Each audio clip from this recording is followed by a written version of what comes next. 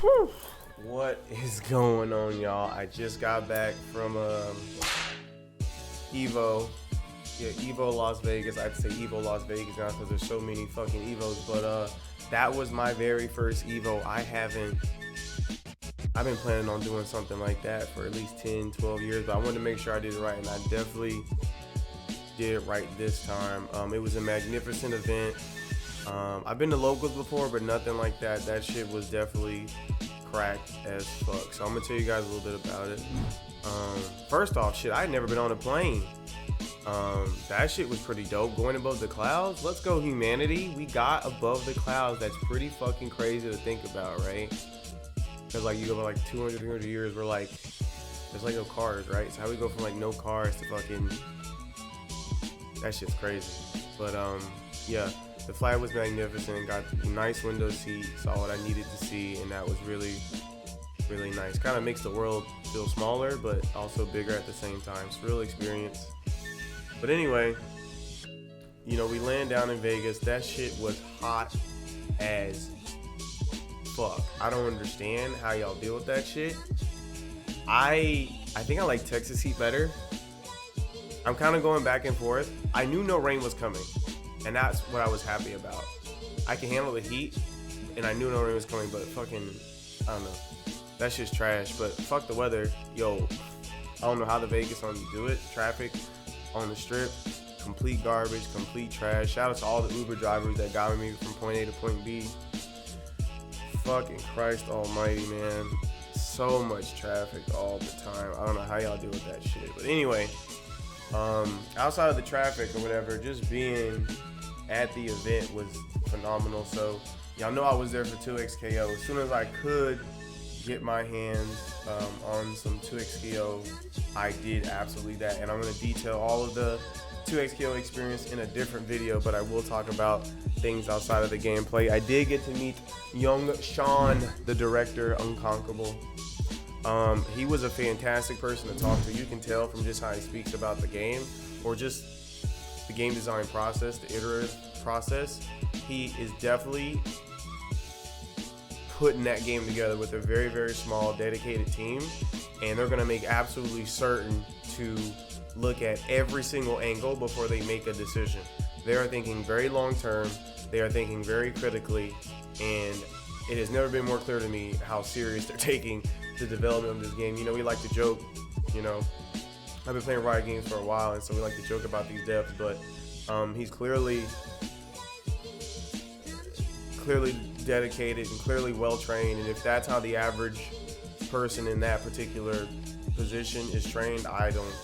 Maybe League's not a shit game. Anyway, I don't know, but it was quite clear he knew exactly what he was talking about. I came to the realization while I was on the way there, actually, that this game's gonna have a very cool core audience, because if you pay attention to the language of the game, it's clearly about doubles, right? It's clearly about playing with two characters, but not necessarily two characters, two players. And like I've been saying with all my community posts, that's just how people want to do things. All the most popular sports in the world are team sports, because again, more people usually equals better. I don't want to elaborate on that too much, but just pay attention to the language around the game. This is obviously the primary way they want people to experience the game, because it targets one of the biggest pain points in fighting games, which is like, you got to get your ass beat, right? And it's like, well, what makes getting your ass beat better? Getting your ass beat with your homie. Like, it just makes it infinitely better. You know, jokes about blaming your teammates aside, it makes the whole experience better. And I realized we're gonna have a very unique experience in this game, in that instead of you getting the game and your homie getting the game and you're trying to get him in the fighting games, you just play with him. You just play with them, and then you guys progress over time, right? You might have a little bit of experience, but this is a brand new IP, it's a brand new game, right? You're still gonna have to start from ground zero. So you're gonna give them all the experience that you have, right? While you're playing with them, they're gonna learn a lot faster, and they're gonna want to play more and more and more and more and more. And anytime they go through a rough patch, you know, we all have our plateaus. You're gonna be right there with them, right there, side by side. So it's just a little safety net, you know. And then eventually, maybe one day, they are the reason that you're motivated to play the game every day. We're gonna have this process, and so I decided going forward with the channel, that's gonna be the audience we're gonna target. We're really going to be like, hey, if I was person A who likes playing fighting games and I'm trying to get person B into the fighting game, what kind of resources do I need to make sure they understand everything that's going on in that screen? Because one thing I can say about playing the game is that it is a lot more shit than you think it is. It is a lot of shit going on. I thought it was going to be like, strive with assist, tag, boom. No, these characters are cracked as fuck. They let you do what you think you should do, and the tagging is very liberal. You can make some shit on the fly. Improv is definitely a part of the game.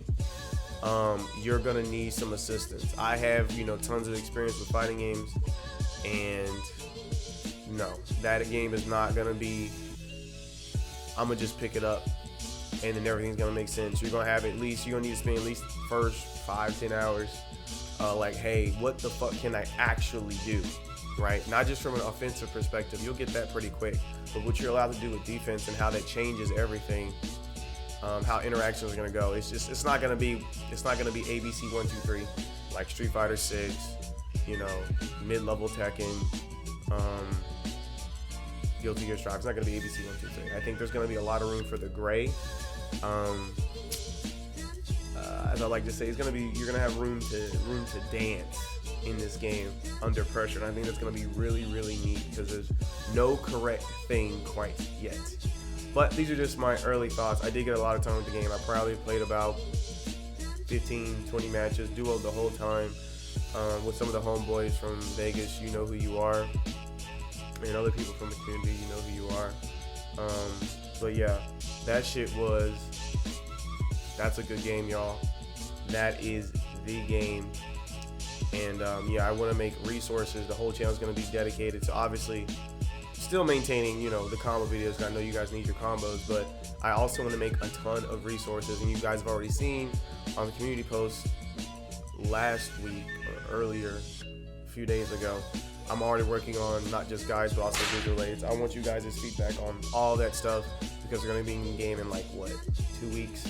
And then let's know what's going to happen after that. I'm quite confident we're going to have this game in our hands. More people than you think are going to have the game in their hands by the end of the year. But yeah, enough about that. Evo main stage was fucking great. I've never seen that many people hype about anything. Got to see Punk win his first Evo. Can't call him second place Andy anymore. Got to see Arson do his thing. Goated up. And then Nitro coming in from Strive. What the hell was that about? That was actually what? Jacko won an Evo. What? That was insane.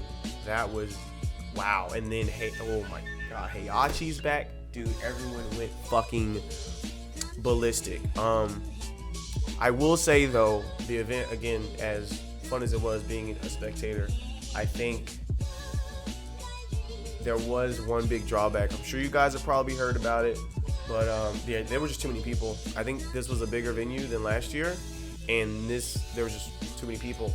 You couldn't get everyone into the main stage, which means I guess we need more space because once this 2x scale comes out, come on.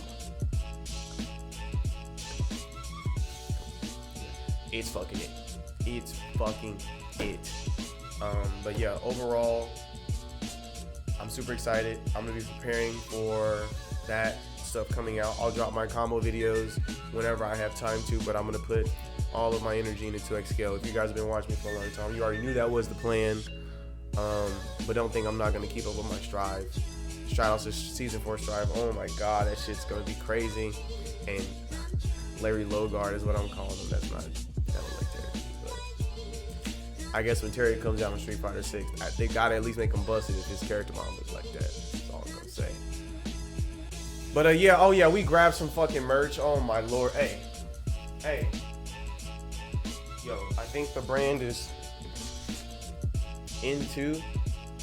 Not sponsored, by the way, but we might have to. Yo, they clean my pocket, y'all. I fucking love all of their shit. I just fucking love all of it, man. It's all really good shit. I got some stuff coming in the mail. I cannot wait to get it. We're gonna be all set on shirts. We will be streaming as much of the Alpha Lab as humanly possible. But yeah, man, that Evo was phenomenal. I definitely will be going next year. If anybody saw me and didn't get a chance to say anything, let me know. But I got pictures with people. You guys will be seeing them probably on screen before this time, but probably definitely now. But yeah, this was a phenomenal experience. I will definitely be doing it again next year. I hope to see y'all there. Y'all know what the plan is going forward. Thank y'all so much for watching, and I'll see you soon.